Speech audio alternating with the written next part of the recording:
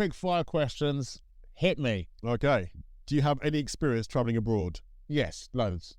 I've travelled quite nicely thanks to comedy. I've been absolutely everywhere. One of my favourite places is right now Rome. Have you been to Rome? No. Rome made me not like London as much.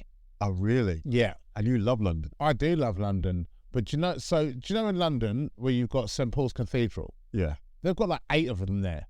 Like that's just standard. Yeah. There's so many things to see like that it's borderline overwhelming.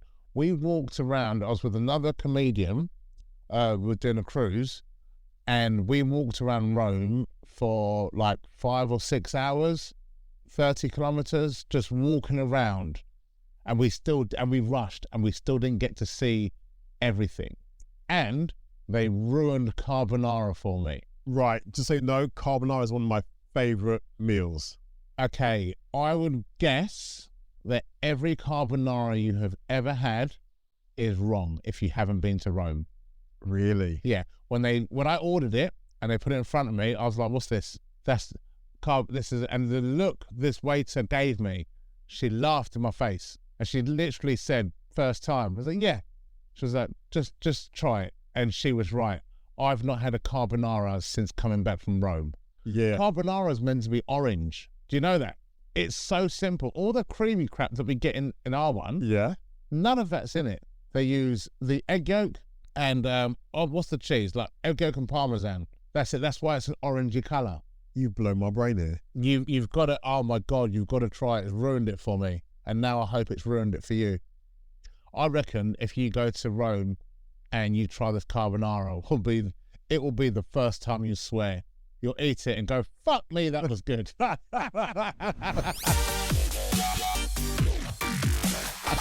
Oh, man. What's the strangest food combination that you secretly love? Oh, that's easy. What? Right. And some people judge me for it, but I'm like, I don't care. Coconut rice, Yeah, raisins, right. salad cream, and tuna. Okay, when you say some people will judge you, I think what you meant to say is all people will judge you. What do you mean? When you start with, say it again, Is coconut rice. I was like, cool, I'm on board with it. There you go. And then you said, Raisins. and I thought, I get it. Yeah. Yeah, I get it. Yeah. And then you went, Salad cream. and I thought, okay, no, but all right. And then 2 tins of tuna. That sounds awful. What do you mean? That does sound awful. Honestly, please try it. I'm not going to. It's awesome because you get in there, you get a little bit of the sweet from the coconut rice, you get a little bit of salad cream, so it's a little bit sweet, soury. You get the raisins, you go, ooh, and then you get the tuna, and you get the protein, and it all mixes together. I know it all mixes together. Yeah, but it goes in, and there's so much protein in it, and it just tastes. I know you're going with the protein argument. You're still not selling it. Hey, you asked a question. That is one of my. That's one of my go-tos for the past like 10, 15 I years. thought mine was weird. What is yours? Tuna mayo and bacon. Tuna. Tuna mayonnaise with red onions and bacon. You're mixing pig with fish. Surf and turf. That's what a surf and turf is. Meat and fish. Yeah, but not like It's that. so nice. I reckon it's nicer than yours. Do you like bacon? I love bacon.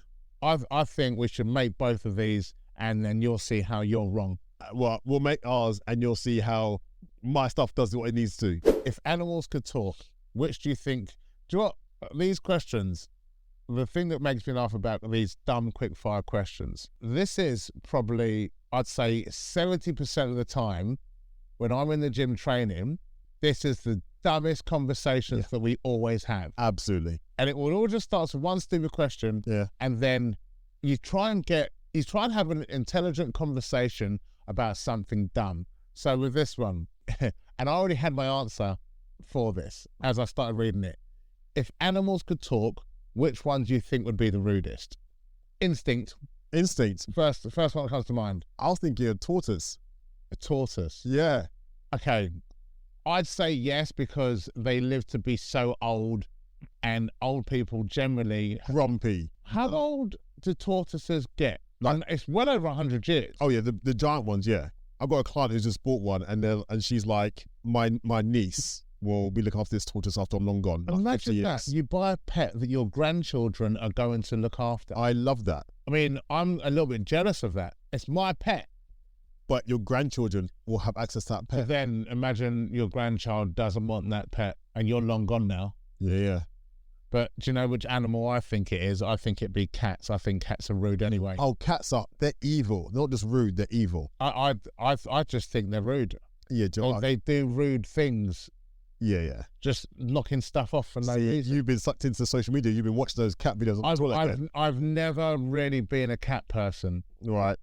I've always been, if I had to choose between cats and dogs, I would choose dogs. Every time, personally. Yeah. I think cats can talk. I just think they choose not to. I'll go with that. I think that's what they meet up in alleyways to discuss us. Yeah, I can see that. It's the bitchy eyes. Yeah. Do you know what the thing is though? I also think there's a film years ago called Constantine with Keanu Reeves. Yeah. And there's a line in that film, I can't remember exactly what line it is, and it basically says that cats are the conduit between the other side. And, I'd and go you with go, yeah, I'll go with that. I'd go with that. Yeah. Do you have experience skydiving? No. This always comes up. I know. Oh, I don't. The whole adrenaline rush, I get it, but I'm not jumping out of a plane. That's too much of a risk. £100,000 to the charity of your choice. No, 100 grand. Hold on. So I don't even get the money. No, it's for charity, man. This is, again, two things here Okay. of how nice you are Yeah. that have just pissed me off. Oh. One, you're so selfless that you didn't think to go 100 grand to you. My bad. You went 100 grand to the charity of your choice. Yeah. That is such a selfless statement. It's too much daytime TV, isn't it? And two, I don't get any money. No. That's the only reason I would jump out of a plane, For the cash. for the cash. How much? It'd have to be life changing, because if it goes wrong, that's life ending. It so is. It's so. 100 grand isn't enough for. I don't think 100 grand as an offer to someone Yeah. is enough for most things. It's not. It would need to be life changing. And £100,000 nowadays is not life changing. £100,000, you're going to get a mortgage, and that's it. You're still going to be paying quite a lot of money. 100 grand will get you onto the property ladder. Yeah. I need something that gets me on and off that property. Yeah. So, Yeah. what would be the number where you could start thinking about anything that was asked of you? It's got to be 500,000. What? 500,000 for me. 5 mil. You're going straight over. 5 mil. 500,000. 500,000, depending on where you live. True. So 500,000 if I'm in Ireland or up north. Yeah. 500,000 in London. I mean, have you seen what you can buy for like 500,000 in Edinburgh? Yes. Yeah. Yeah. So 500,000 in London, then Yeah. I've got, whatever you ask of me, I've got questions.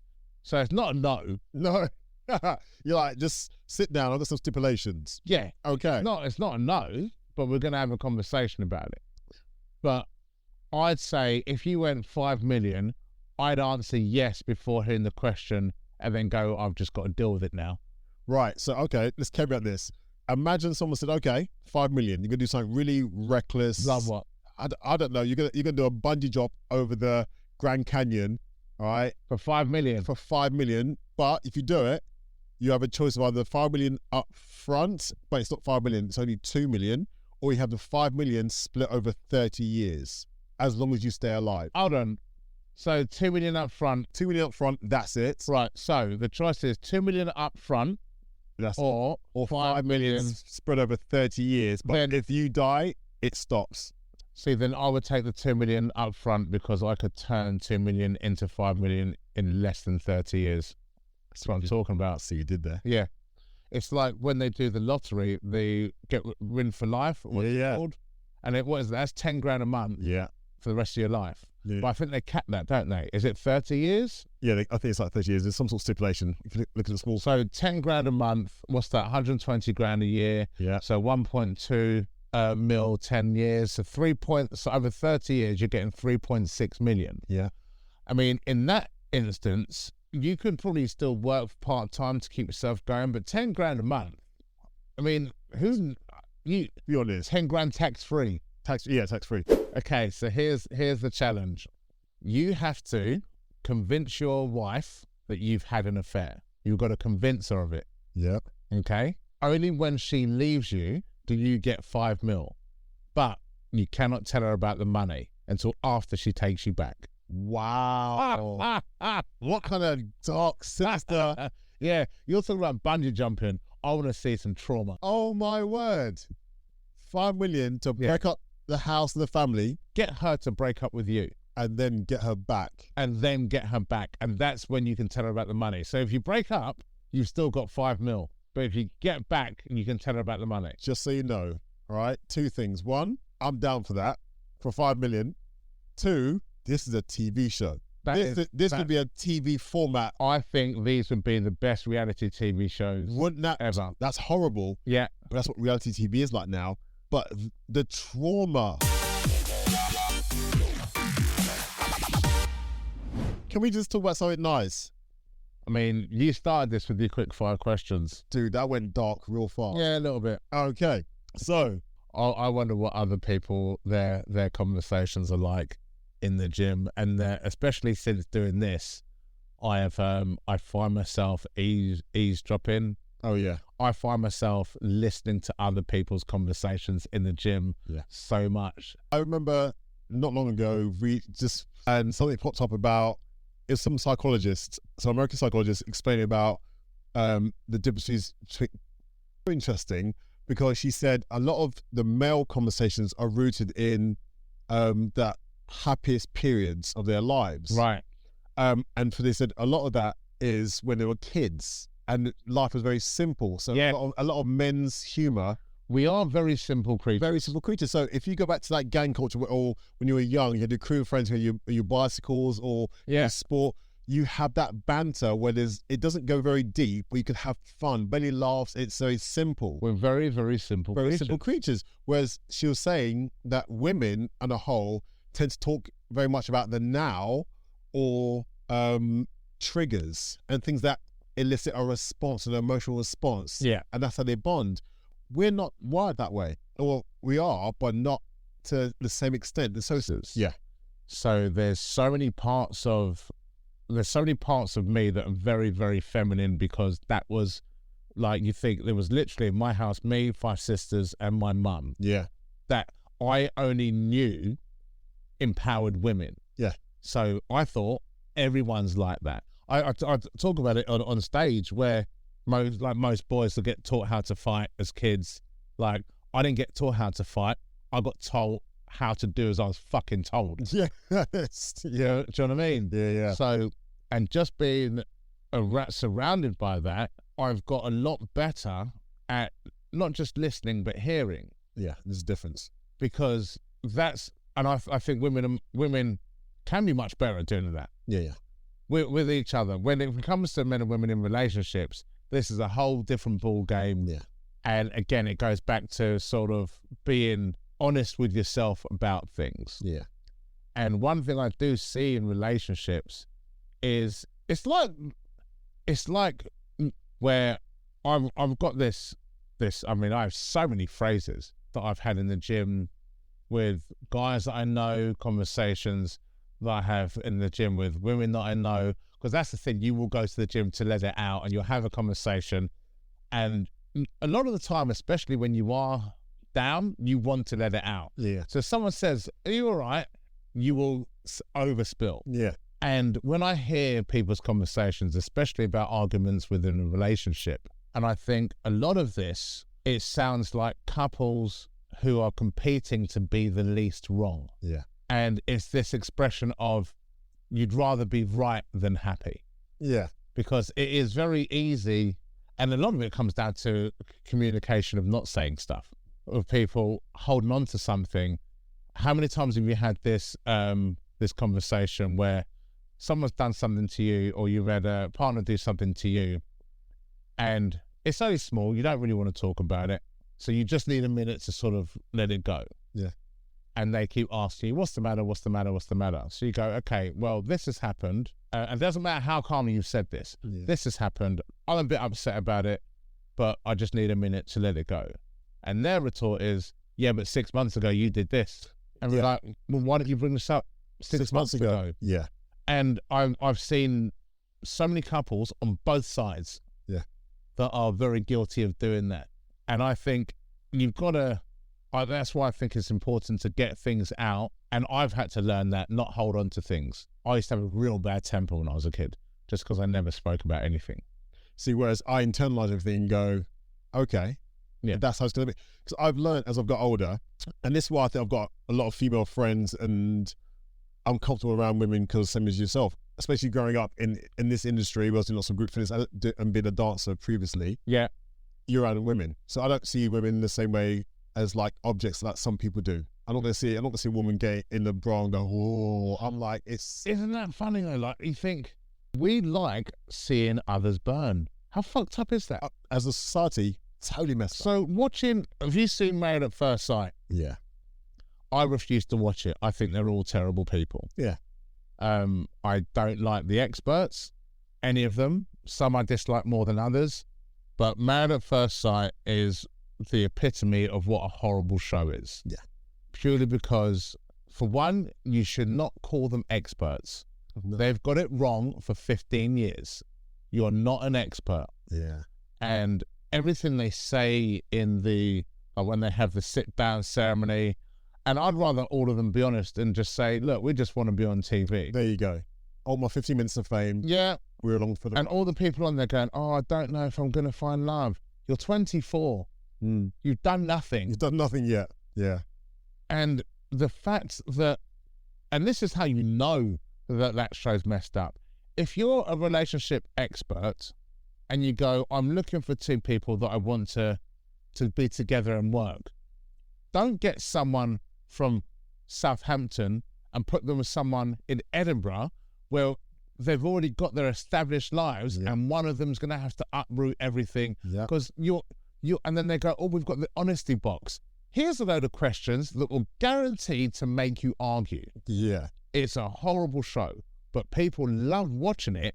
And this is this article I read, and I couldn't agree more. You'll have couples watching it or people watching it because it makes them feel better about their crappy relationship or their issues, because you go, at least I'm not being treated like that. Yeah. I'd rather watch Naked Attraction. Dude. And I can't stand that show. I find it, well, that's a lie. I find that show hilarious. Well, yeah. That show's so funny. And I like the way they try and make it better by using science. Have you seen it? No, not recently. So you think you'll have one girl choosing, I think it's like between six people. Yeah. And they go up all the way. And what makes me laugh is when they show it higher and higher and higher, and she'll say something like, oh, I like his belly button. Yeah. And they'll go, that's interesting because did you know? And then it'll be a statistic that shows a cartoon copy of cave people that go, 74% of women like an itty button because it suggests this. And then it goes, oh, I like his earlobes, or they're good shoulders. Yeah. And it gives you all these statistics and science of why they would be drawn to it. And then she picks the guy with the biggest dick. There you go. Every time. Evolution, man.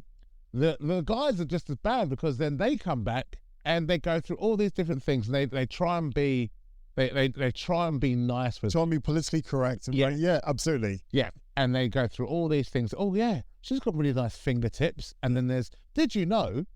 And then, oh look, biggest boobs. It is ridiculous. All these dating shows, shallow. I mean, because especially when you look at Love Island. Love Island, Love is Blind. Right. Have they had any of these shows that with real shaped people? Because the average shape now is very different to what you see on Love Island. It wouldn't even be real shaped people, just real people. Just real people, yeah. Who haven't had their teeth done in Turkey. Yeah. Who haven't got six packs, all the guys. They're like, it's like Barbies and Kens. Yeah. And people will sit there and watch that show and you go, sells, dude. This hosting sex does sell, without a doubt.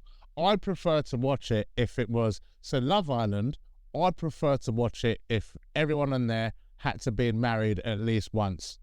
Oh, wow. I'd want people, like, I think that'd be hilarious. Divorcees coming in there, and I'm talking, like, give me 7 women that are just done with taking any shit. Put them in there. I think that would be hilarious. Hey, that's a whole new show in itself. I'll watch that. It's just called Baggage. Have you? Baggage Island. There you go. I'd watch that. Have you seen Love is Blind? No. So this is on Netflix. It's basically Married on First Sight, but for Netflix. Is that when they're in 2 different rooms? They date for a while without seeing each other. Then they decide if they want to get married, but they don't see each other. And when some of the conversations they were having, I watched about 20 minutes of an episode and said, I can't do this, because she's gone to him. So yes, so what's and he was like, oh, so there's my dad John, and she's like, oh my God, my dad's called John. It's going, really? Yeah, he was named after his dad. Oh my God, so was my dad. I think I'm in love with him. I was like, why? Because you both got the most common name in the country. Oh, dude. I can't watch these shows. A good game about being nice to each other. Yeah. But no one really lives it up. Hmm. It's nice when there's been some sort of tragedy. Yeah. Then we go big on it. Let's be nice to each other. Yeah. But that's soon forgotten the next time something happens and the whole court of social opinion kicks in. Like, even and again, drama sells. Always. That's with watching all of these shows. And the weird thing is, it's like people, so we talk about lifestyle, health and fitness. Yeah. There's been this huge surge of people that are in it for those reasons. Yeah. Because and I don't actually know how I feel about it, because someone who works out for likes is still working out. On this cruise contract that I did, there was, I think maybe 12 women on this cruise, all of them OnlyFans models. Okay. And when I say OnlyFans, I'm not talking about, oh, I'll send you a picture. They all do porn. Okay. Or corn, as they write it in the algorithms. Because if you write porn, P word, it comes out. So even on the subtitles of this, I will write corn. Okay. So they were on there, and they were going to do a few locations that were stopping off, and they were going to go and make content, because they had an operations manager, and she was telling me, all the women, she goes, on average, they probably earn $300,000 to $400,000 a month, on average, all of them. Do you have her email address? Well, here's the thing. On one hand, you go, still porn. Yeah. But then on the other hand, it's still very empowering that it's now not in the control of some sleazy director. Yep. Who's paying them nothing. Yeah. And it was such a bit of a mindfuck, really, because I was like, I don't know how I feel about it. Sex multiplied by social media equals revenue. Because on one hand, and again, it's very situational, because you can go, yeah, it's fine. But then I always thought to myself,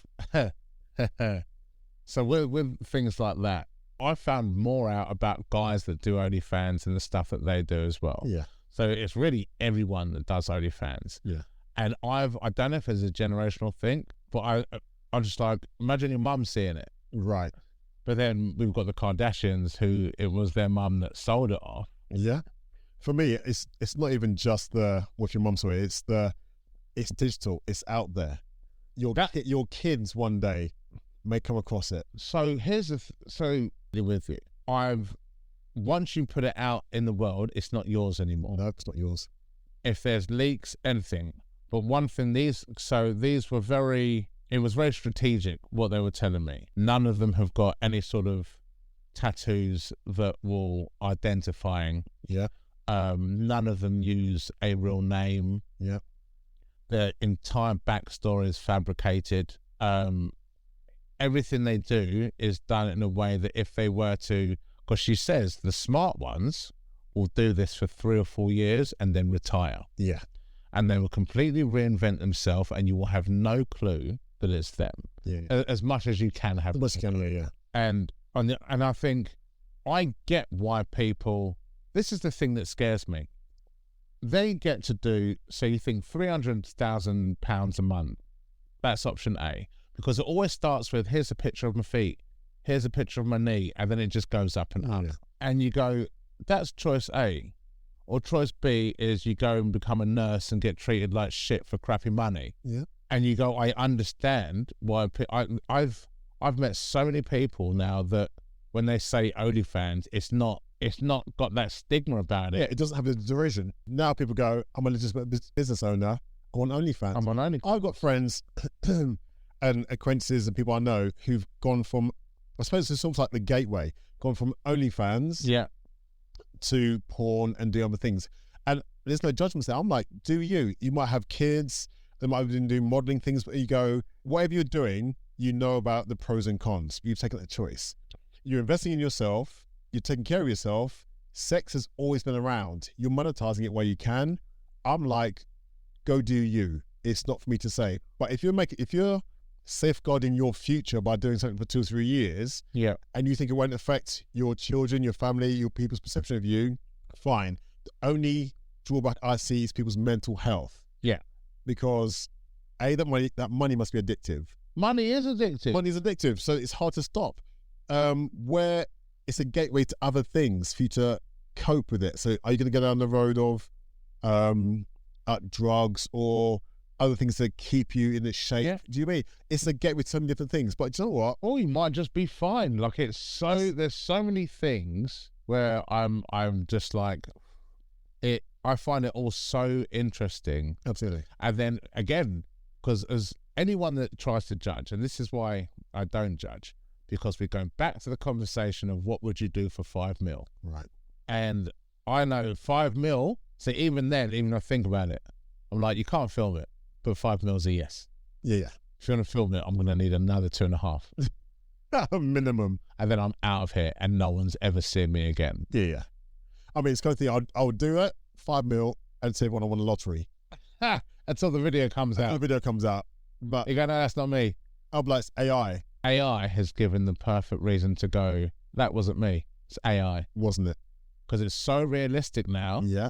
That people can say what they want. They go, that weren't me. If it goes badly, he goes, that was AI. Yeah. Wasn't me. How that was AI. AI. I mean, hey, 3.5 minutes is AI. And this is the thing about OnlyFans, which is also great in a way. There's something out there for everyone.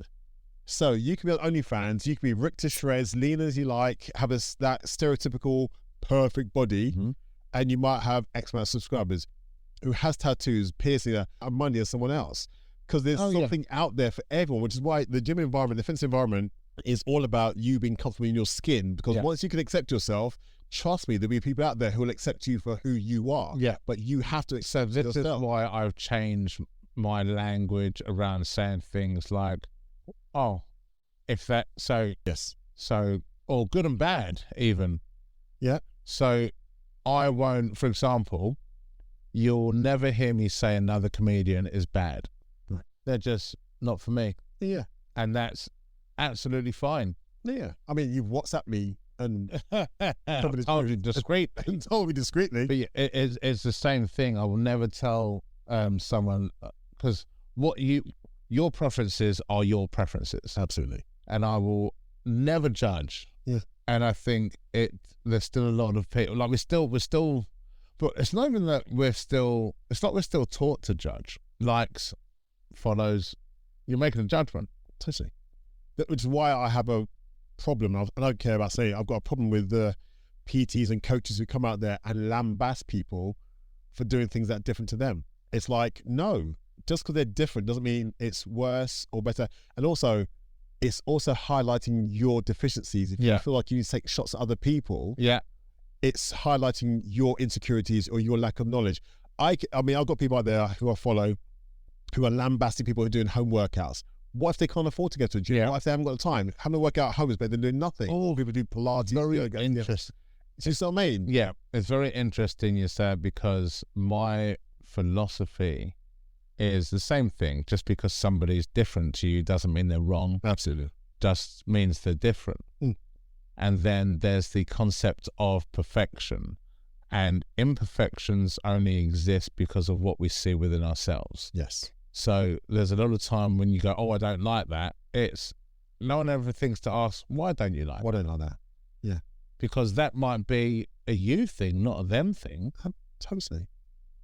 I've had conversations with clients over the years, and one thing keeps coming up. It's the idea of people letting themselves go when they're in a relationship. If people get comfortable and maybe one of them doesn't, and one of them still trying to maintain the physique or the shape or the health they had when they got together, and the other one sometimes lets themselves go, shall we say. And I'm like, okay. And people are like, it's not fair. If you love someone, you should love them no matter what. And I'm like, why? Oh, It's a tough one, isn't it? Because if you're attracted to something and your tastes haven't changed, but your partner has, is it your fault that you can't control your tastes? Does that make sense? yeah. So it's like some people out there like bums, some people like boobs, some people like strong, big shoulders, some people like people who are reps, some people like dad bods. If your partner has become something that you're not naturally attracted to, who's in the wrong? There is no wrong, is there?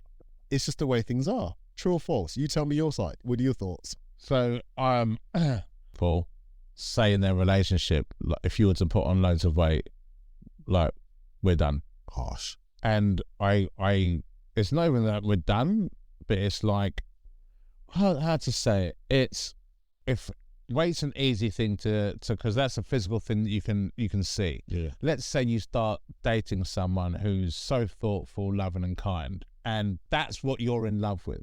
Absolutely. Because the person, it's not just the person. No. Because people can change over the course of how many years. Totally. Yeah. So then 10 years in, they're no longer loving, they're no longer kind, they're no longer thoughtful. Yeah. All the things that made you love them, they now don't do. Yeah.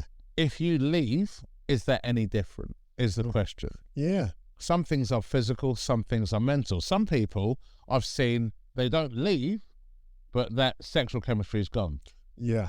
And you hear about that as almost like a stereotype all the time. Yeah. And you go, okay. And then you've got people who then fight the case and go, well, why should they be expected to do it? And you go, there shouldn't be an expectation. There should be a want, surely. Yes. So that's what I was going to say. Connection. There should be a want to be intimate with someone, because otherwise you're just roommates or just buddies. Yeah. And also, if their mindset's changed and their physical shape has changed, Yeah. there's a lot of things that are happening there. So there's a cause and effect. Yeah. I'd want to be desired by my partner, Absolutely. regardless of however long we've been together, however old we are. Yeah. I want that desire there. If that desire is gone, I need to know why. Yes, absolutely. And I think it would be, I think it's healthy to look at both sides. Why don't they want me? And am I doing anything Yes. that would make them not want me? Yeah, and conversations. You got to have conversations. But Yeah. what I've come to terms with over the years, from talking to people, reading things, and it's such a big, almost taboo, where people go, you shouldn't have an expectation. People almost go, when you get to a certain age, it should almost just wind itself down and stop. And you go, but does it have to be that way? Why would you want that though? Well, that's exactly it. Isn't that the scary thing? Because you go, actually, same as you said, I want to be desired. I want my partner to want me to the day I die. Do you know the notion of settling down? I've never really understood why anyone would do that. Yeah. Because the term to settle, if you settle for something, you're not getting what you want. No. You're settling for the best you think you can have in that situation. Yeah. So I've never, that's just never been, it's never been a phrase that I've really been able to sort of get behind and understand. Yeah, I think people would dress that up as saying, no, it's your priorities change. It's about the family, or it's about the kids, or it's about... That's fine. That's fine. Because that's just life. That Yeah. happens. That's it. But the core relationship Yeah. doesn't have to change. No. Or I don't think it should. Honestly, what's weird is, and I get confidence, because some people's bodies change and they don't feel so comfortable in themselves. Yeah. And you go, I get that. That shouldn't stop it, because if your partner still loves you, still wants you, and your body's changing, not the way it wants to be, let's say it's going for the menopause, or you've gone through some trauma, or you're just not training because of money or time or something else, if you're still connected to your partner, that connection stays strong. Yeah. And you can ride through things. I think that, I mean, I've seen cases where you think the guy has had an accident. Yeah. There was one guy had an accident, paralyzed, waist down, and their relationship, it never stopped. It just, the energy changed in a good way. Yeah. Because they now were like, right, I need to pick up the pace. Yeah. Or not even pace. You think his wife was like, I need to pick up the slack. Yeah. And then he saw the effort she made and reciprocated, and it was like they both wanted to be there for each other. Yeah. So both continually made the constant effort to make sure that they were always smiling. Yeah. And I think that was a really nice thing to watch. I think relationships and friendships should always be about communication, honesty, just keeping the connection, because I think, and this is from my personal experience with the friendships I've got, the relationships I've had in the past, the ones that have been the deepest and the best have been the ones where there's always been a constant level of trust, communication, intimacy, because I'm going to stay as much as I can in shape, whatever shape means, or my level of health. And I want that from everyone around me, because I want everyone to be around me for as long as possible. Does that make sense? Yeah. And if I ask for £1 back and you don't give me £1, I'm going to accept it first of all. But after a while, if I keep giving you my pound coins and you don't give me any pound coins back, at some point I'm going to run out of pound coins. Yeah. And at that point, the relationship's done, because you're only taking and I've got nothing left to give. Yeah. So I think relationships is finding balance. Always. In everything. It's finding that equilibrium. Yeah. Who'd have thought all of this would come up with me trying to get you to break up with your wife for £5 million?